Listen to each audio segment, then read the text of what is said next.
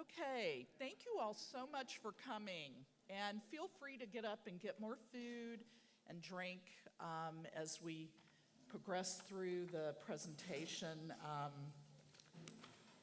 I was sort of trying to wait for Dan Weber to show up. We are recording tonight, this evening, so it will be available, as well as the report that is going to be talked about tonight in its entirety will also be available after this evening. So first of all, I want to say thank you all again for coming. It's great. I know it's hot. I know bad allergies are out there, but at least we don't have any forest smoke, right? So thanks for being here. And I want to personally thank my board, who 2 years ago said in our strategic planning meeting that they would like to have some market research done about Lane County so that we knew what we were dealing with in terms of projecting programs for the future. And we've never done that before. We put it in our strategic plan, and it was almost like Mark Blattner heard us all the way up in Portland, and he called and said, would you all like to be a part of this Brandeis community study that we're doing? And we immediately said yes. And I want to really say thank you to the Jewish Federation of Greater Portland for their outreach, for their partnership. Mark Blattner, the president and CEO, is here tonight. And Mark, you've done such an amazing job of reaching out and with, you know, always offering and always being a partner with us. Thank you. And Caron Blau-Rothstein is also here. She is the Chief Allocations and Engagement Officer for the Portland Federation. Thank you, Caron. And Mark will introduce our speaker from Brandeis in a minute. Kara, I want to really say thank you to. Kara Schnoes is on our board. She's had professional experience in market research. She was a consultant, and when we decided to do this project, she was like, I'll take this on, and she's been amazing working with Portland and the committee, the group who has put this together, and thank you, Kara. And the rest of our board, can you raise your hand if you're on our board? Thank you for being here tonight. And we wanted to say a huge thank you to all of the local Jewish organizations who have worked with us. We want to say thank you to Nina and Helena from Temple Beth Israel, Judy Tanner at Ahavas Torah, Andy Gittleson at Oregon Hillel, Rabbi Beryl Gurevich from, did I mispronounce that? Gurevich from Chabad, Rabbi Jonathan Seidel, and Dr. Jordan Michaels, who turned over and worked with us to gather lists and names and really made this a whole community project. And we're really grateful for that participation. Yes, thank you. And finally, just because when we talk about tech, we have to give thank you to Mike Spicer, who's back there running the recording. Thank you, Mike. He's always so can-do. And our own Dan Weber, who got off of work right at 5 o'clock and will be coming. And that's really wonderful to have people who can step up and help us handle all the technology. And without any further ado, here is Mark Blattner. Thank you, Mark. Thank you.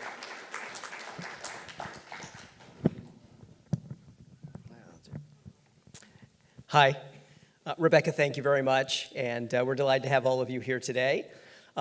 This is the 5th presentation of the Jewish community study, but the first one done about Lane County and the Willamette Valley.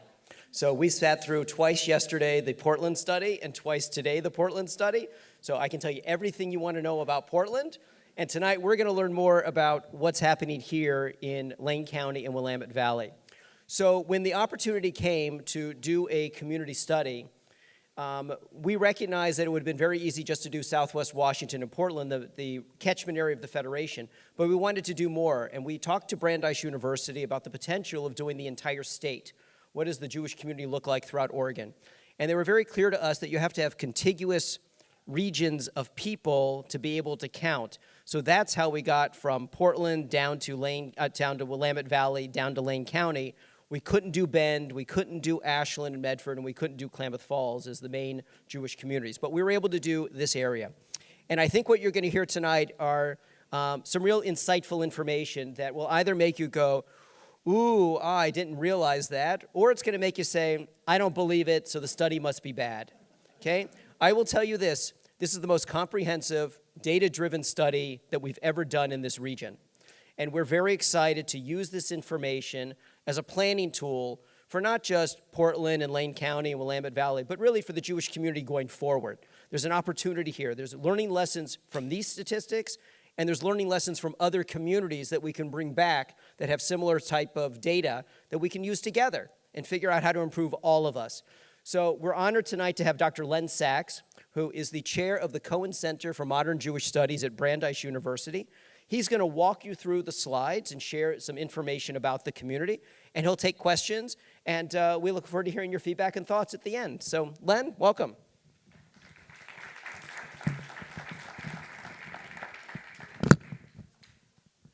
So thank you, Mark, and thank each of you for coming out tonight. Really is a privilege. Am I being heard? Yeah, okay. Really is a privilege to be here. It's a privilege to be able to work with your community. It's a privilege to be able to do these studies. So I want to take you relatively rapidly through the data slides because what I think is really important is to have a conversation and talk about how the information might inform the ways in which the community works to strengthen itself. Yeah. How's this? Is this any better? Yes. Okay. You know what I may do? I can either talk with my hands or I can hold the microphone and use the other hand to do the. Okay. Okay. This should be better. Thank you. I knew I wasn't being heard, and I'm usually heard loudly. In any event, let me start off just talking a little bit about what we were trying to do. This comes directly out of our biblical tradition, our Jewish tradition of taking censuses, of figuring out how many people we have in our community, what our strengths are, what our weaknesses are, etc. And we are in the middle of reading Sefer Bamidbar, which talks about the multiple censuses done of the Israelites in the desert. We do it for much the same reason. I hope, and this is also in line with our traditional view of counting people, we do it not just to count.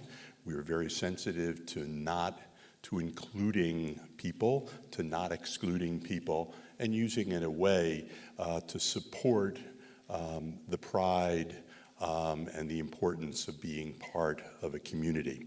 So we've tried to create a portrait of the Jewish community of Lane County, understanding its demographic characteristics, attitudes, ways of engagement. And we do it not just for the pleasure of having the information, but we do it to enable you to do strategic planning. And our kind of motto is accurate and actionable findings. We want to do research that meets the highest standards, that even if this was public health research or major education research or social policy research, would meet the best and highest standards of the field, but also would be actionable, would enable a community like yours to take the information and do something about it. Now, the study itself, and I won't go into details about the methodology, you can read the methodological appendix and the summary of it in the report. These are really, really difficult studies to do. And they're difficult in part because the government unlike most other Western countries, the government of the United States doesn't collect census information about religion. It has to do with our little problem with our Constitution and legal interpretations over the years. And so it makes it very hard to know exactly who should be included. We have to rely on voluntary surveys, and we have a host of methods now to do these in ways that even 20 years ago you couldn't have done.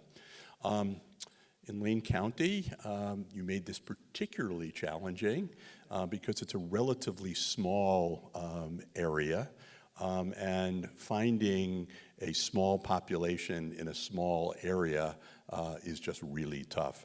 You might remember a number of years ago, I think it was the 2016 election, where the polls really missed what was going on.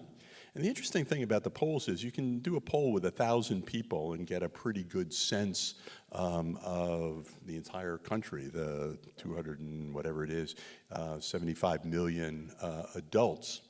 But in fact, we don't vote as a country. It's not the popular vote that we need to predict. We need to predict the vote by state. And so smaller surveys done in individual states were inaccurate, and that led to a miss in predicting what the overall would be. So we have a similar problem here. We think we have, and I'm going to leave it at that for the moment, we think we have a bunch of solutions.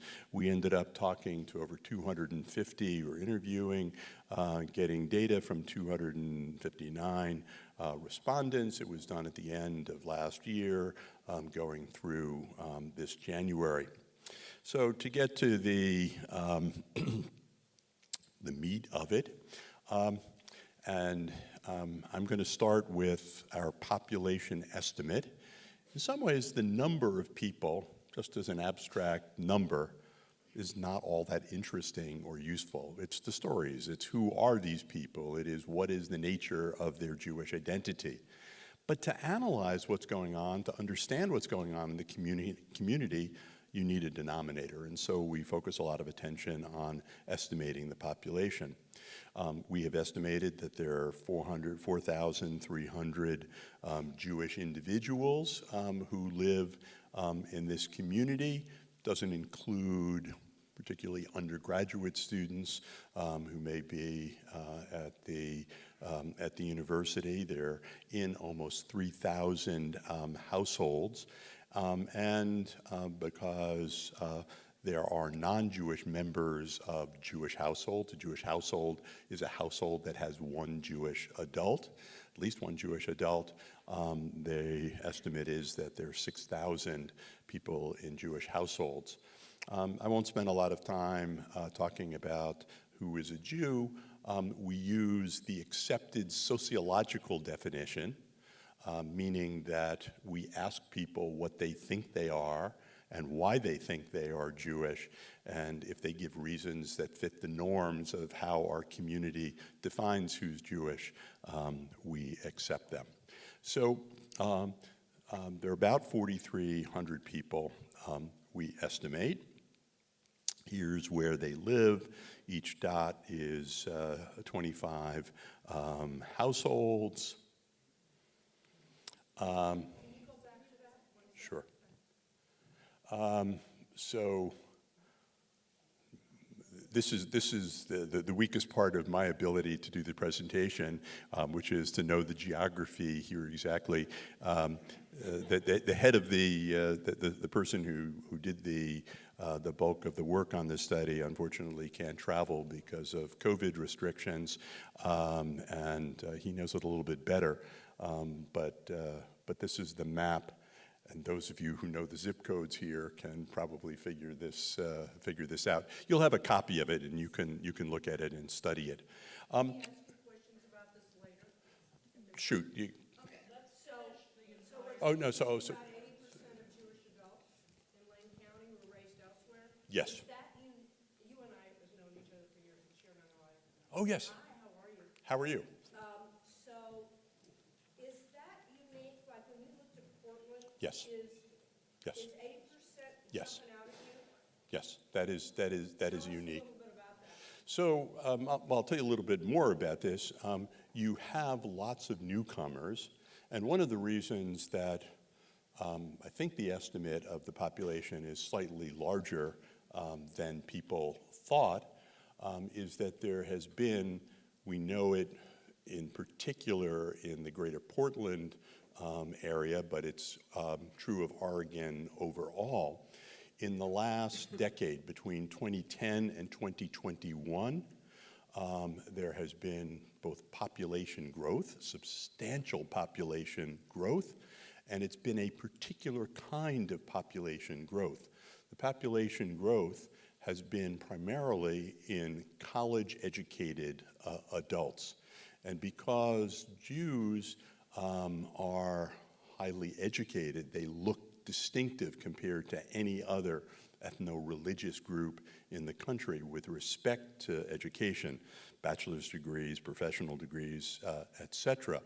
When you see that kind of a demographic shift, a major shift toward a community, a state in this case, adding large numbers of people with higher education, you would expect that the Jewish population would increase. So that's a very recent increase. I actually don't think I know any other community in the country that has such a large proportion of people who didn't grow up in this community.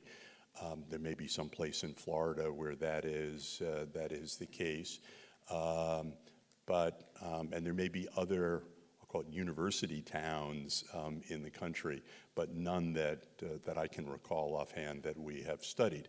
Now, with each of the things that I'm going to talk about tonight, you could say, oy vey, look at the problem we have. No wonder people aren't doing this or they aren't doing that. I want to introduce, this will be my kavanah, I want to suggest to you that each time you want to say, oh my God, what's going on here, you say, oh wow, what an opportunity to draw in people who haven't been drawn in before. So that's the short story.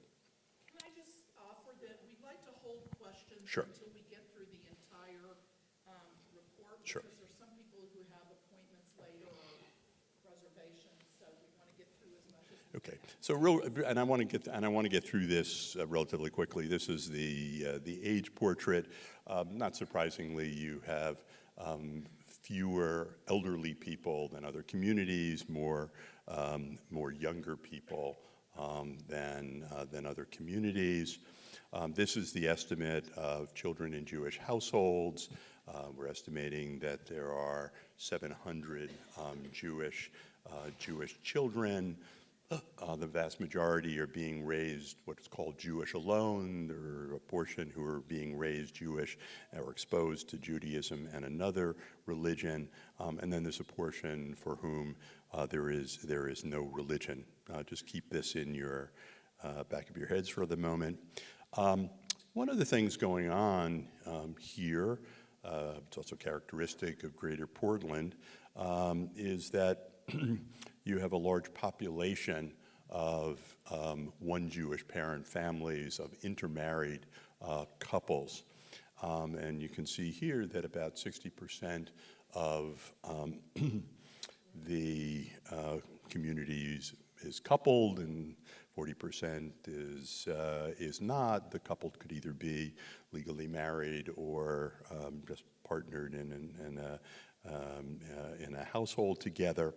But the really important thing is where we pull out of these coupled individuals, who's intermarried and who's unmarried, who's married to a Jewish partner, who's not married to a Jewish partner. And what you see here is that the overwhelming majority of coupled families are intermarried families.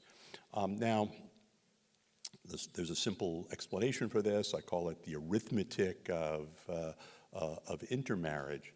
It only takes one Jewish person to be in an intermarried family. It takes two to be in an unmarried family. And so you're going to have a larger proportion of intermarried couples. We'll talk about the implications of that for raising children in just a second. One of the things before we get to that, though, is the level of engagement.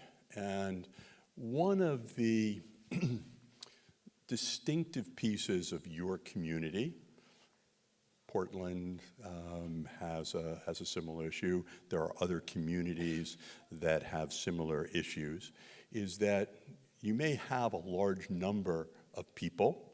As I showed, many of them are newcomers to the community, but you also have a relatively low rate of synagogue affiliation, under 20%. Not surprising, given that you have lots of newcomers, not surprising that you have one adult Jewish partner families. That's the situation. Again, I will urge you to think about this as an opportunity to engage people rather than the Schreigewalt possibility. Now, what's interesting about this is even though you have a low rate of, it's not just synagogue membership, we define it as, are you part of a worship community? Half of the community goes to services at least sometime in the last year. Almost twice the number of people who are synagogue members go during the Chagim. So it's not like they're totally disconnected, and we'll talk about the ways in which they're connected in a second. Just really quickly, here's the breakdown by denomination. This is problematic, so I'm not going to go through it in detail, and I'll show you why. One of the reasons it's problematic is that almost half of the community says that they're not part of a denomination. So it's not like your denominational label tells us lots of important things about people and how they think and act with respect to their Jewish identity. So one of the things that we do is because denomination and some of the other markers of what it means to be Jewish don't work, we spent a lot of time developing what we call our index of Jewish engagement. And essentially what we do is we look at the diverse ways in which Jews could be engaged in Jewish life: ritual, organizational, communal, personal, family, etc. And we use some fancy statistics to organize them in groups. Now, we didn't have a large sample of people, less than 300 in this community. And so our index of Jewish engagement identified, I'm going to call them patterns of enacting Jewish identity. So we have one group that has high level of engagement in lots of different kinds of Jewish behaviors. We have one at the other end which has predominantly low levels of participation across the board, and then we have a medium group, that's the green group here. And these are the actual behaviors that were used in the index, and it's the holiday behaviors, the ritual behaviors, the organizational behaviors, and that what we call the individual. And the dark squares, the darker the square, the larger the proportion of people. So, if you go down to sort of the middle of the table under organizational behavior, congregation member, no one who is in that low group is a member of, or they're part of a household that's a member of a congregation. In the high group, 100% are, and in the medium group, it's a little bit more than half of the people.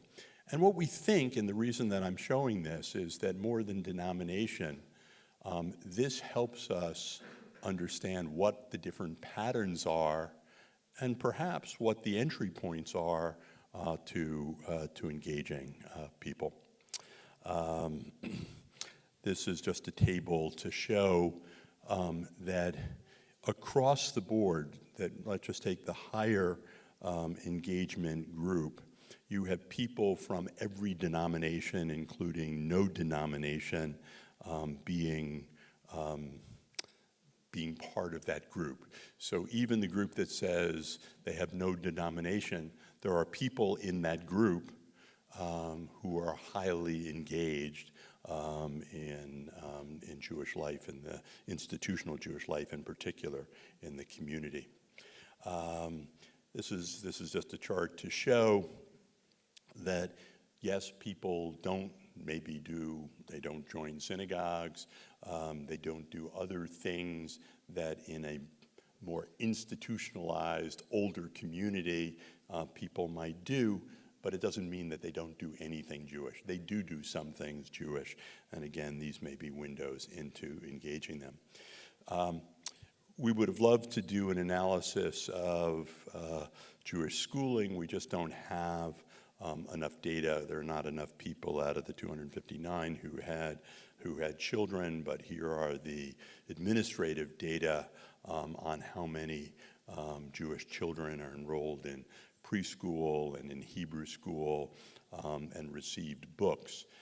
And you can do the math. You don't have, with the exception perhaps of PJ, you don't have a lot of engagement in formal Jewish education by the children that we estimate in the community.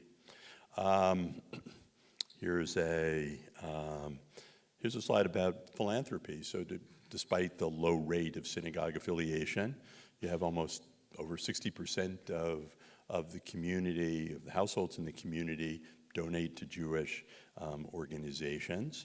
And a small group donate to the Federation. I'm trying to do this relatively quickly. These are data about how people, and most of what we do is we collect data on behavior, what people actually do, and we infer their attitudes from that.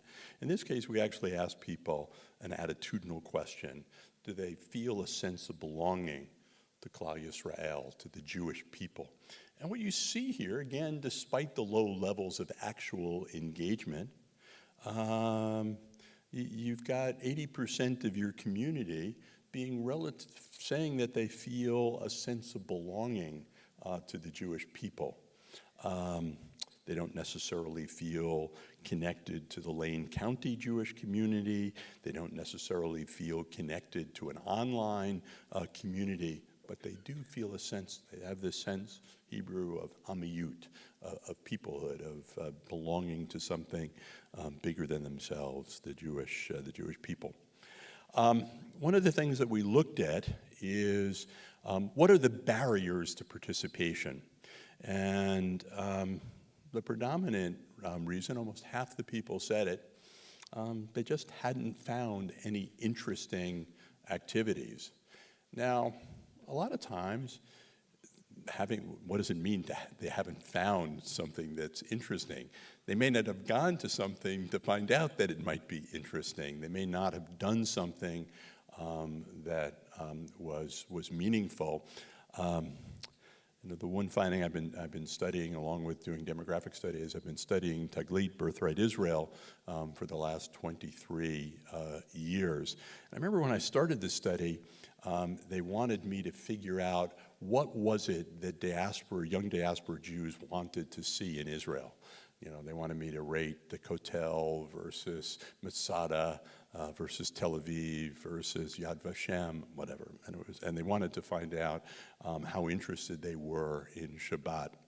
And it turns out no one ahead of time picked Shabbat as the thing that they wanted to do and be part of in Israel.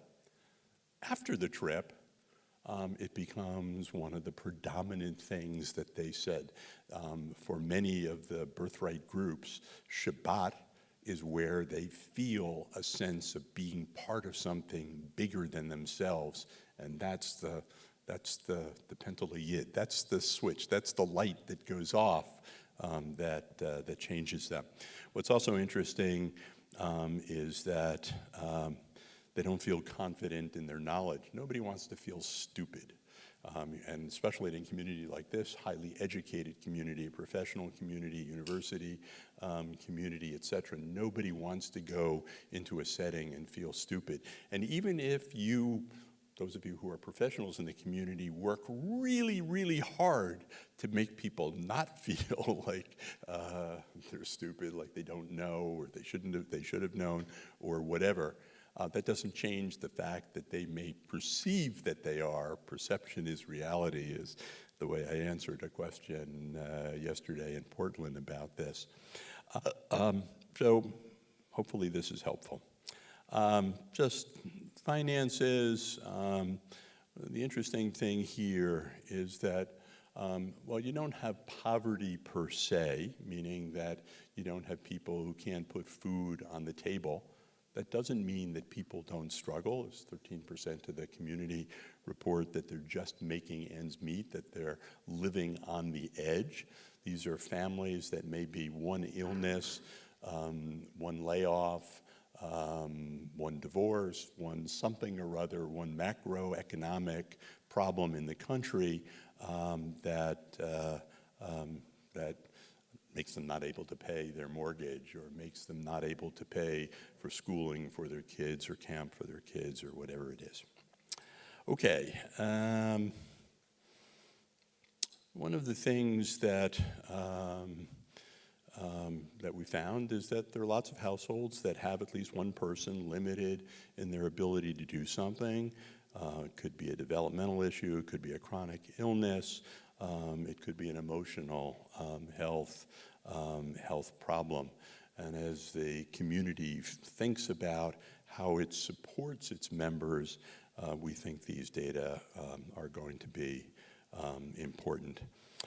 Just a couple of things to wrap this up. We've been tracking anti-Semitism. Obviously, what's going on in the rest of the world, here we are at a moment in time in Pittsburgh, 3/4 of the way across the country. There's a trial going on having to do with the tragedy at the Tree of Life synagogue. Your community is very concerned about it. Most are very concerned about anti-Semitism around the world. In the United States, many fewer people are concerned here, but more than a third of the community says they are concerned about it here in Lane County. Is important. You know, sometimes the magnitude, just the fact that people are concerned, is important, and the magnitude of it, we may be getting inured to some of these issues. Also, what's striking about this is over 30% report that they personally experienced some verbal or other anti-Semitic act personally. And I have to say, that's a little scary to think about today. Israel, so you have first of all, majority of members of your community have been to Israel. One of the drivers is Birthright Israel.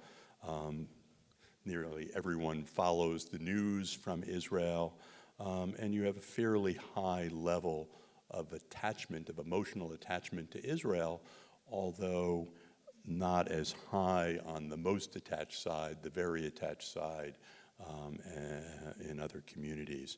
And there are lots of reasons for this.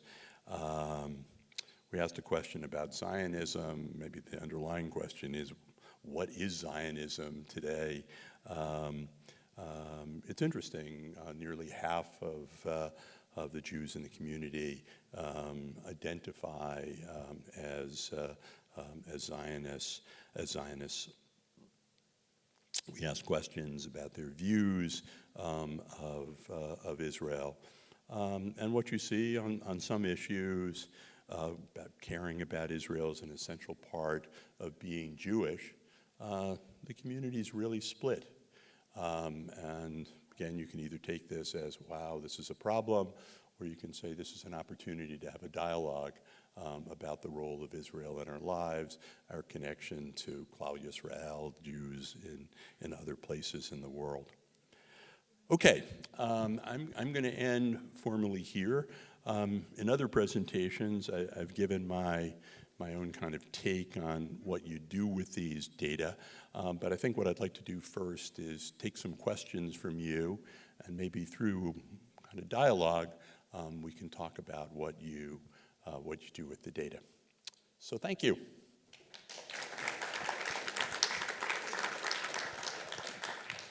Sharon, let me ask some other folks first. Question over there. Yeah. A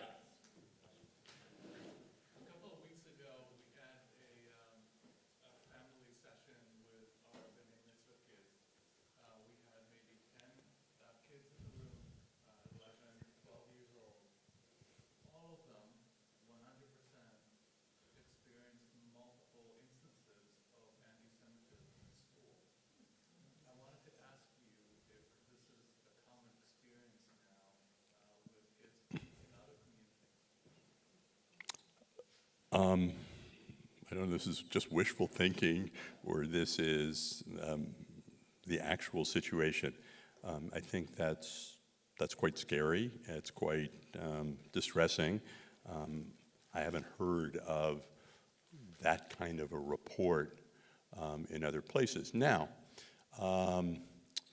one of the issues, and we've been studying anti-Semitism for a long time, well before it became the center of so much. And one of the things about anti-Semitism is that the more Jewish you are, and the more you are thinking about your Judaism, the more you display your Judaism, the more you become a target for anti-Semitism. So kids who are studying to become B'nai Mitzvah are right in that process. I think the difficult piece, and Debbie Lipstadt said something the other day, she's a Brandeis graduate and is now our anti-Semitism ambassador, working in the State Department, was involved in the White House report and statement on anti-Semitism, which I encourage everyone to take a look at. And the discussion was, on the one hand, see something, say something. So don't let even minor anti-Semitic remarks, doesn't have to be physical attacks, go unanswered. But the other side of it is, if you respond to every attack and every kids say the darndest things, kids say in school, when I was young, your mother wears combat boots. God only knows what that means, but that was a taunt that was used.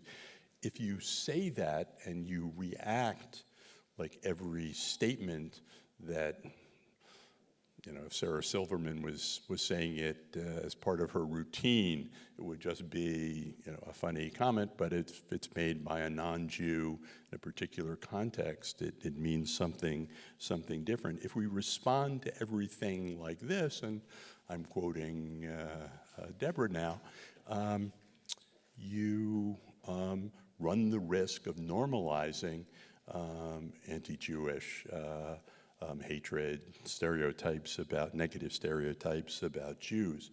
So we have to be very, very careful. So on the one hand, this is what academics do. We say, on the one hand, yes, this is very distressing, that 10 out of 10 would say that they've been subjected, they've personally experienced it. It's actually related to what we see in the data here, with 30% of the adults saying it.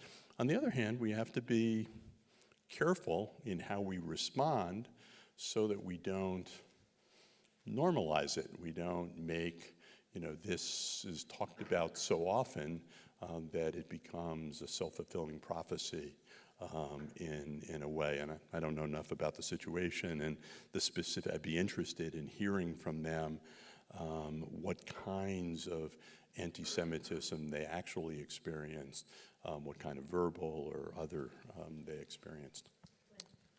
Yeah, I just want to get other people. Yeah, but I'm going to just try to give everybody a shot. Yeah. I find it a little concerning. Oh, I'm sorry. Thanks, Tammy.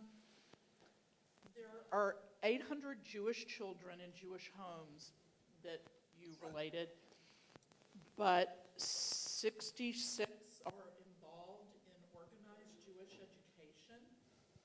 So can you talk a little bit about that relative to other communities and whether or not we have 217 PJ enrollees, but only 66 kids involved in formal Jewish education? What do you think about that relative to other communities? So that is a low number, and you can either, as I said now a number of times, you can either say, "Oi, what is wrong with us?" or we can say, "Look at all of the opportunities that we have to engage these families." And I think what it means is looking very carefully at the doors that you have to engage people and figure out ways to do it. I think, and I've said this to other groups last several days, but I've said it to groups all over the country. There are other communities that have relatively low rates of engagement. Did a study a little over a year ago in Orlando. And they have a similar problem. They have all kinds of young families who recently, not made Aliyah to Orlando, but have come to Orlando.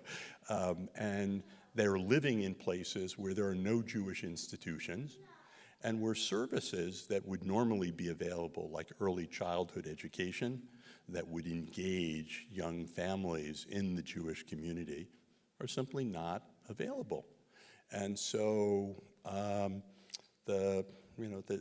of the priorities that came out of the study for the Federation was figuring out how to get the capital to create early childhood education centers, raise the salaries of people who work as teachers in early childhood education, because that is a door into the community. And there may be less expensive ways, camping, other kinds of programs. I'm a psychologist, a social psychologist by training. I think in lifespan development terms. So I don't think it's about just targeting young children, or it's not just about young adults. It is about creating opportunities across the lifespan for people to be involved in meaningful ways. There was one other question here, and then I'll go to Sharon. Yeah. So I think, early childhood education. Right, we're being recorded, so that's why they want to. I think early childhood education makes sense as, for young families. And I think we have that challenge with Eugene, with so many people being raised outside the community. I noticed 22% of Jewish households intend to leave the community within the next, I think it was 2 years.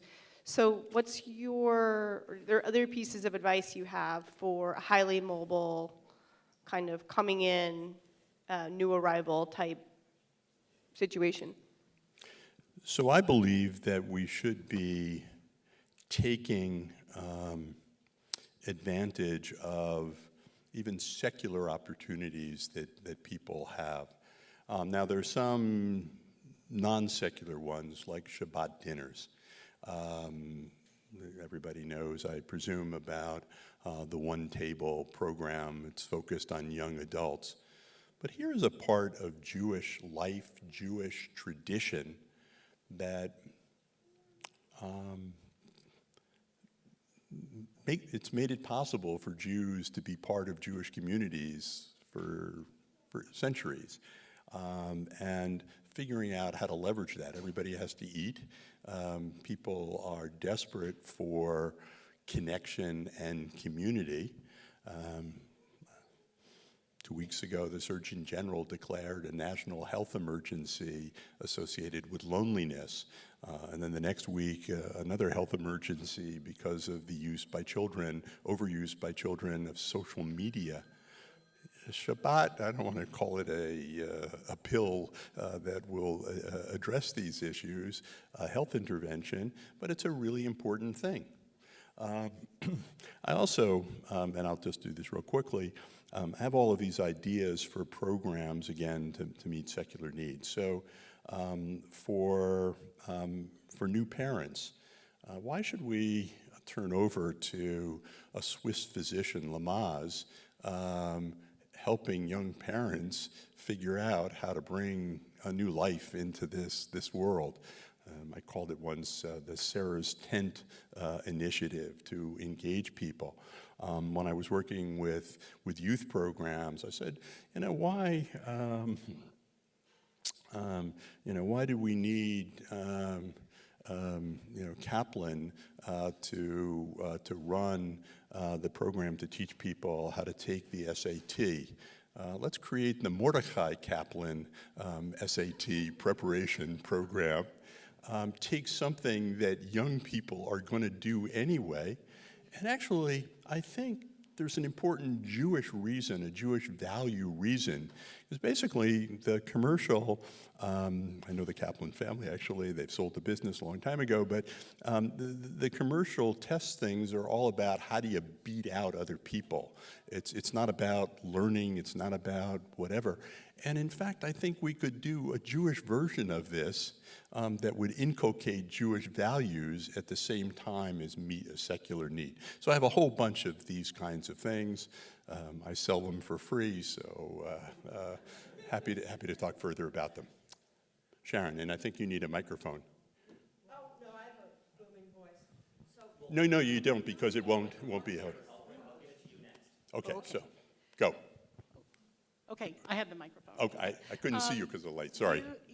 You started by saying that this is based on really solid data and actionable data. So I would be really interested to hear your wisdom and how we move to action, how we begin to reflect on this that leads us to some actions that make a difference in our community. So that's my question, but I did want to add that the Deborah Lipstadt briefing will be on the Federation e-News Friday, a link to that, and we will be posting the report on the Federation website. So, but my question was, great. Where do we go from here?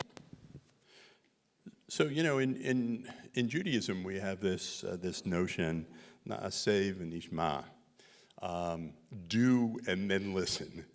And I think part of what I'm suggesting here is this report identifies the places that you can do something. Is it Erica? The idea of working with young children, the idea of getting more people involved in education, taking a look at Shabbat. You have the data, you know the patterns. And there's some of these things like Shabbat dinners where, okay, you have enough people in the community who regularly do Shabbat, who know how to do that. Let's try something. It doesn't have to be the perfect thing. Let's try something to engage more people, to give people an excuse to invite others to come to their Shabbat table. So we could go through the report, and when you have the report, I'll be back in Boston, but happy to meet with you, Zoom with you, and actually my colleague Matt Boxer, who is the expert on small Jewish communities. He's probably in an even better position because this is his primary focus. So, Sharon. so a couple questions. Is there something I'm supposed to do? I'll get used to this in a minute. Well, first of all, from my perspective, having known you for years, I just want everyone to know that this man is one of the leading demographers of the Jewish people all over the world, including birthright. He did all of the analysis of birthright and the impact that going to Israel had on the future of the Jewish people, and it is such an honor to have you here. I had no idea that Mark was bringing you, and so, my God, hats off, and thank you very much. Thank we you. We have a very interesting transformation that seems to be going on. I'm finding these statistics phenomenal because we've actually brought people from LA to do studies of us before, when we had like 187 kids in the religious school just 15 years ago. We've gone through, we have more Jews living here, and I actually think we have more Jews than even, was it 8,000? Right. Yeah, and so you were able to, get, and it'd be interesting, I don't think it makes a difference, but in the studies we did in the past, it did lead us possibly to having more. And that's because when we built this synagogue, we had to do a lot of studies because it's about a $7 million building, and we had to figure out who to reach out to. So, my question to you is, is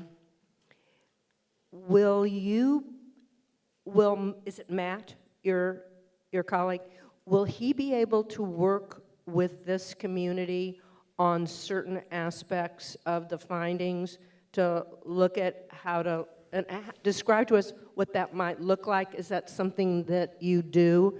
How does that get funded, by the way? I don't know if Mark needs to lead in on that. And the other thing is when you've looked at other communities about our size, what jumped out at me is we have a lot of, a very big proportion of Jews that are coming from outside Oregon, right, that have made, were you surprised, and are there any other pockets of that kind of phenomena? Because what that says, of course, to you and to us, a huge opportunity. Right.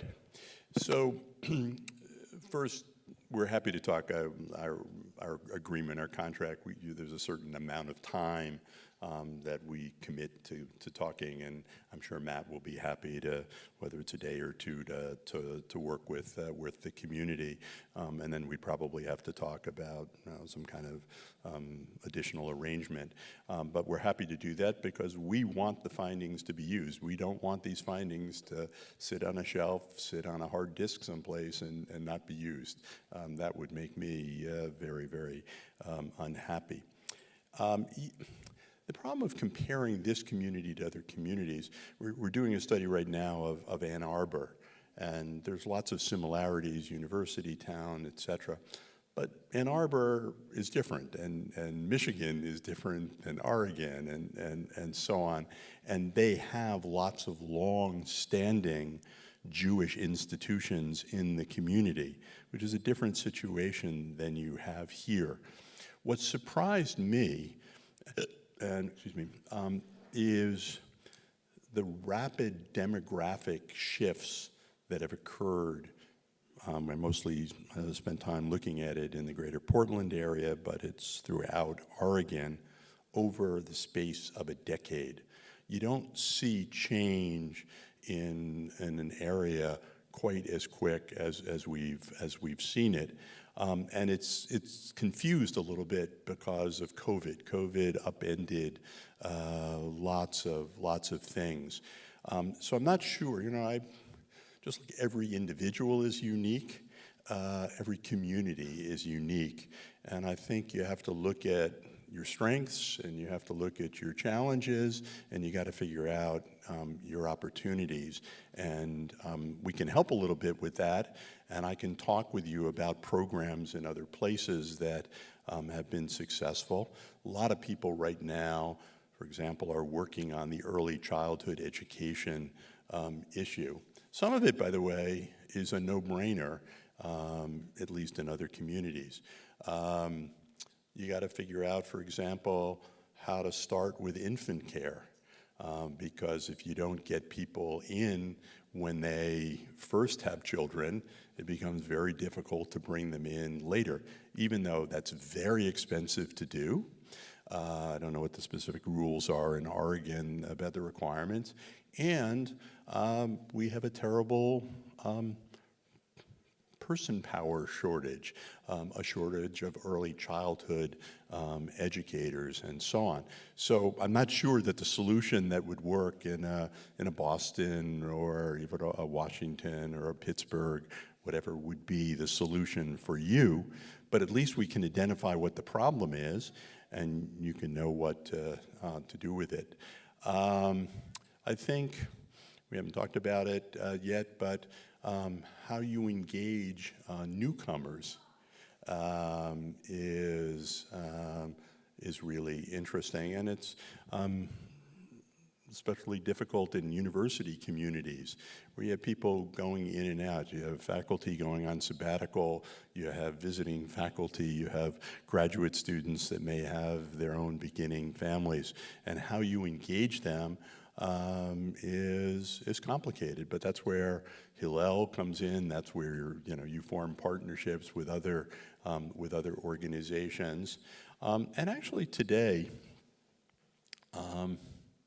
there was a time when you couldn't figure out easily who was a newcomer in a community. But today, and those of you in market research probably know this a lot better than I ever will, but we have so much information. We have lost so much of our privacy that when a person moves, you actually know about it, and figuring out then how to reach out to them, how to engage them, how to make them part of the community is what you have to do. Now, I'll say one final word. Talked a little bit about intermarriage. It's a complex problem, and this is meant as a sociological observation, not a political or a halakhic or a Jewish observation, but figuring out how to engage with a Jewish household that may only have one adult member may take some different skills, may take some different strategies than the other. But there are enough things that you can do that if you're willing to take some risks, I think, if you will, the sky is the limit. Okay, yes. Thank you, Sharon, again. Yeah. I had a question that may or may not be relevant. Was there any effort made to identify Jews of color? Yes, we just can't because of the numbers. It's too small a number. The sample was too small to be able to report out a reliable number.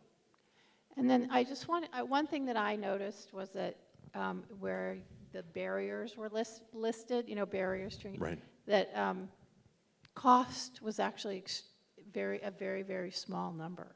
And to me, that's quite encouraging and an opportunity, because one thing I always heard as executive director of Temple Beth Israel was that it's too expensive to be a part of the community. And I don't think that was reflected in the too expensive, 7%. Right. So that's pretty low. That's actually a low number, but part of it is because half your group just isn't interested. So, and a lot of the things that I'm talking about are things that people would pay for anyway. The secular programs. Obviously, a trip to Israel is an expensive proposition, but so is taking a vacation, almost anywhere in the world. So, others, yes. Over here. Over. Oh, sorry. One thing that upset me was I think it was 22% of Jewish people or households, I can't remember which, said they're planning to leave in the next 2 years. Part of that may be, in your last answer, you talked about newcomers, but you mentioned specifically visiting faculty or grad students who inherently by their job may be leaving. But I'm wondering, A, if you can dive deeper into that, if you have that information, And B, how does that compare to other communities? So it is typical of university towns. So we see something similar in Ann Arbor. Unfortunately, there just weren't enough people in this study to be able to carve the pie, to look at these subgroups. But my guess is that it has to do with the nature of work here. I mean, also what we see in more established communities is that people, and especially because of the option of remote work, people can live anywhere, and so people are moving, in many cases, to be close to family. Parents of young children want to be close to their parents. They love their parents, but they also need childcare, and they need other kinds of support. And so the remote work thing has, from my end, put all sorts of wrinkles into an already complicated situation. Also, in a highly educated community, you have a couple that may have, it's not that they're not marketable, but they have very specific skills.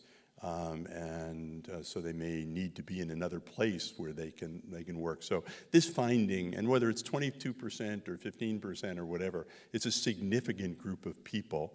And part of what this community may need to do is to accommodate to the fact that people are going to come in and out. On campuses, in some ways it's a good, we were talking before, this is a good thing. Every year, a quarter of the student body turns over. Well, it brings new people in, and we just learn how to deal with that. So, yes, in the back there. Did I miss somebody over here?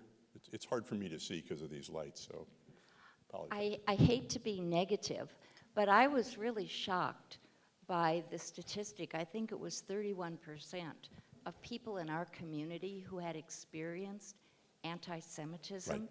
And I wonder how you define that and the range of actions or behaviors that contributed to that. And I was, of course, impressed to hear Davis's talk about the B'nai Mitzvah children, but I wonder if we took a sample of this room, how many adults have found that? And are these remarks, are these threats, are they crimes? So you could comment on how that compares to other communities too. Thank you. So one of the things you have to do when you do a survey is to take account of the context. And this survey was done October of last year through January. And I have unusual reading habits. I read 6 newspapers. I read the Israeli press before I read the U.S. press, etc. So for me, probably every day from October to January on a daily basis, I was reading stories about anti-Semitism. And I was even quoted at one point as we'd done a study, and there was a New York Times article about Kanye West, and I got interviewed a bunch of times about anti-Semitism amongst minority communities. So one of the things that's hard to assess, and specifically in a small survey where we didn't get a lot of time to ask people about what the details of their experience was how much of this was simply because anti-Semitism was in the air. It was in what they were reading in social media. It was in what they were reading in newspapers and so on. I said earlier, I was surprised, shocked, and yes, to have such a high level is really distressing. It's a little bit hard to know how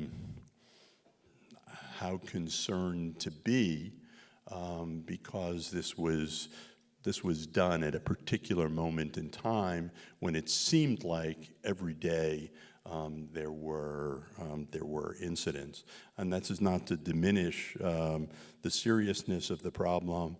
Now, I will also say, and here I'll begin probably, if I haven't already done it, to get myself into trouble.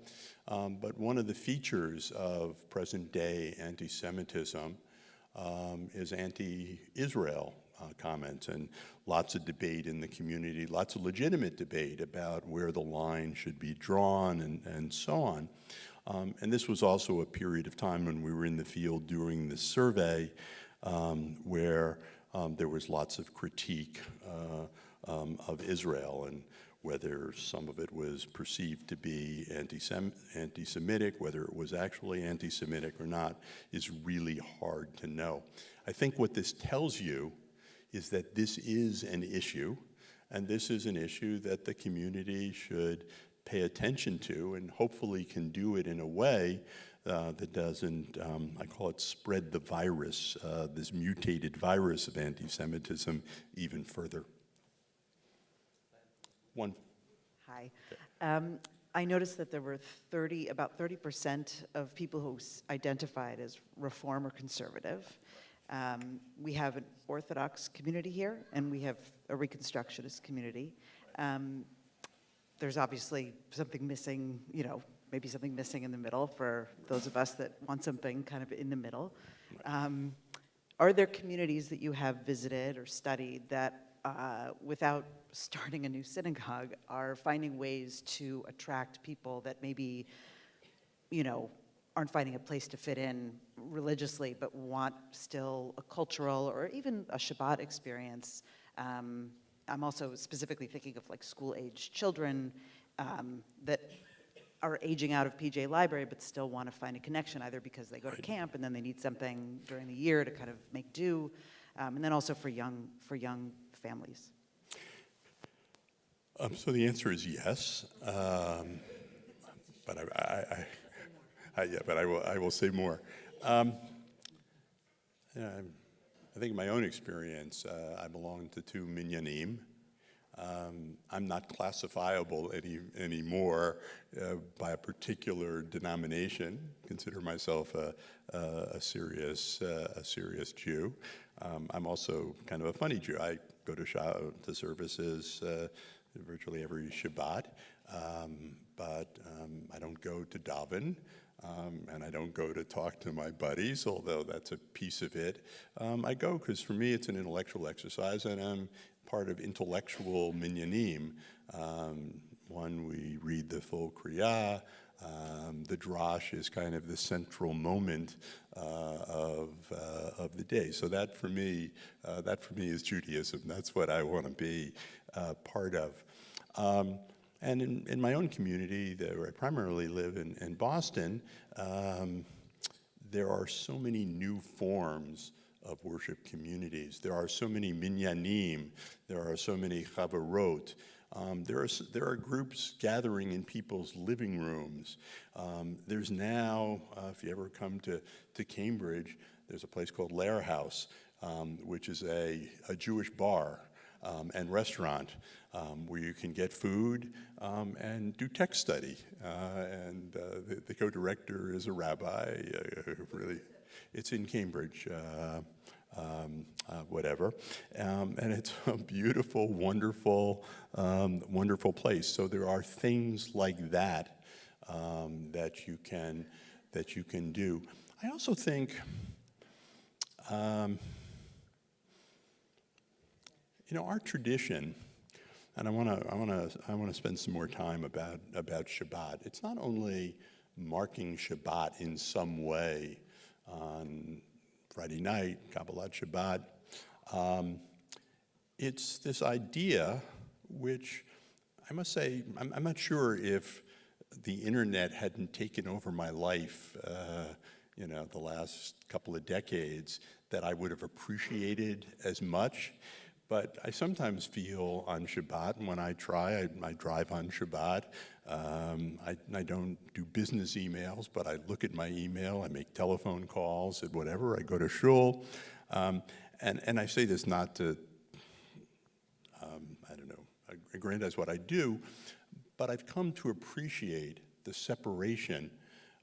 I need Shabbat by the, and this week, came out here giving 8 talks, worked the entire flight across country, will work the entire flight back country. I need Shabbat as a separation. And I think it's a real gift. And somehow we got to figure out how to give it to other people. And it could be from inviting people to our Shabbat dinner tables. It could be planning things over Shabbat that take people out of what they do the 100 hours a week that they work the rest of the time, and get them to connect with one another, get them to connect with something that is, if you will, bigger than themselves. So I think there are lots of things. I don't want to, I'm not a spiritual advocate. I'm an intellectual who thinks about these problems.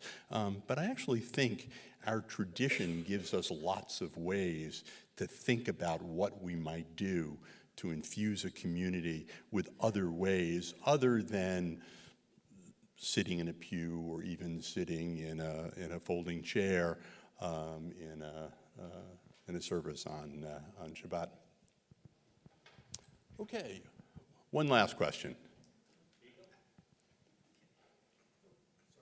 I was struck by the 80%, which didn't surprise me at all.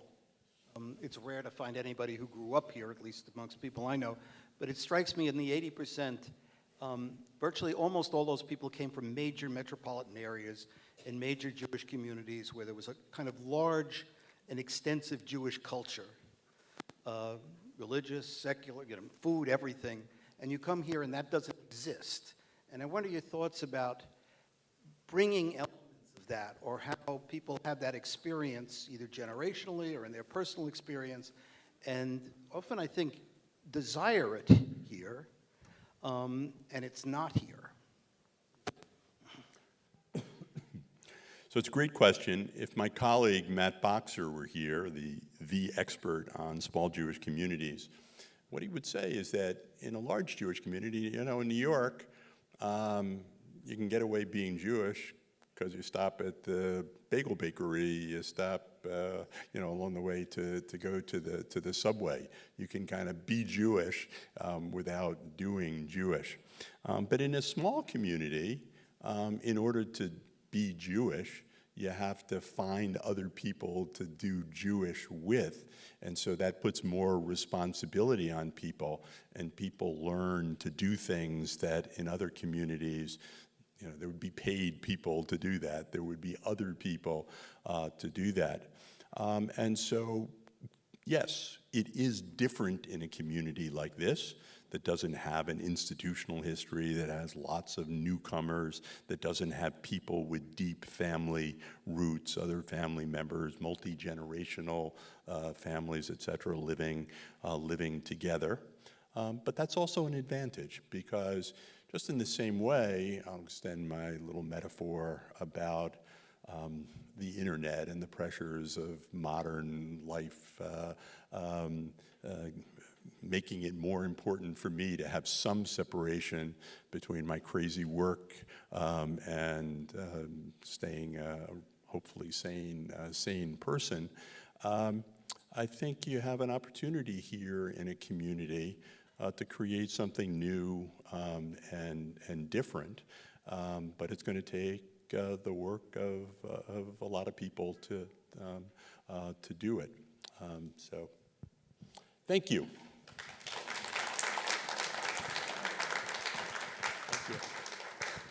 Len, thank you very much. The data in the study has much more than what he shared today, okay? So just a little tidbits that you'll learn. You'll learn that the percent of the population that identifies as LGBTQ, there's also is a number for the people identify as Jews of color. It is in the study. Just some comparisons with Portland, just to kind of add that. So Portland's population was estimated now to be 57,000 Jews. Also dramatic growth from what people had expected it to be. So now we think the state of Oregon might have between 65 and 70,000 Jews, when 10 years ago people were estimating there's 40,000 Jews in the state of Oregon. In addition, you talked about some of the key things like formal Jewish education and the percentage. That number is 14% in Portland. Okay, also very, very low. At the same time, you should understand that here in this community, half the children under the age of 18 are right now in the ages of 6 to 12. That's prime time to capture them into Jewish educational opportunities. And 17% of the community's kids are under the age of 4. So what do you do for those families who have younger children? We talked about activities of interest as the number one reason people don't get involved. Same issue in Portland, same percentage. So what is it that we're not doing that we can figure out what to do?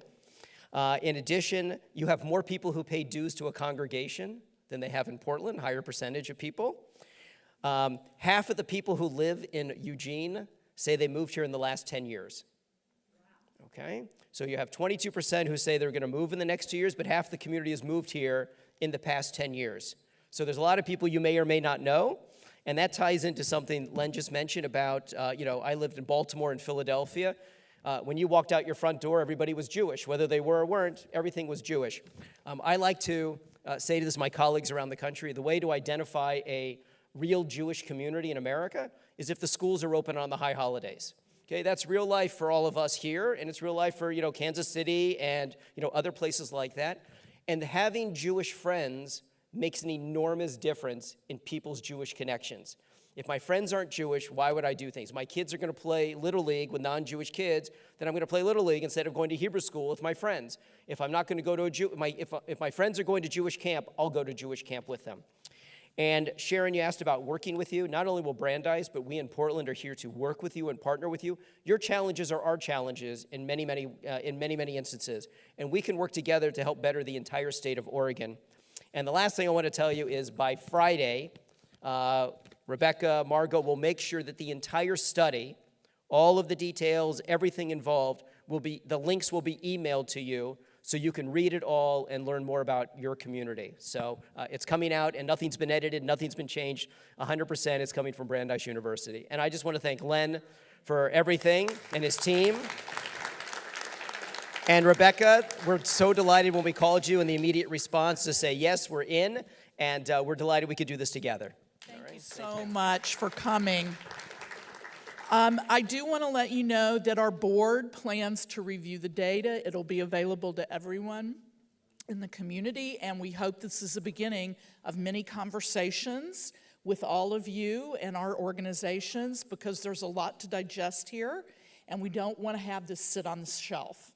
So I encourage you to go back, if you're representing an organization, to ask them to hold some community sessions, to revisit the data when you get the full report, and the Federation will be in touch with you about that. And thank you all for coming, and enjoy the rest of your evening.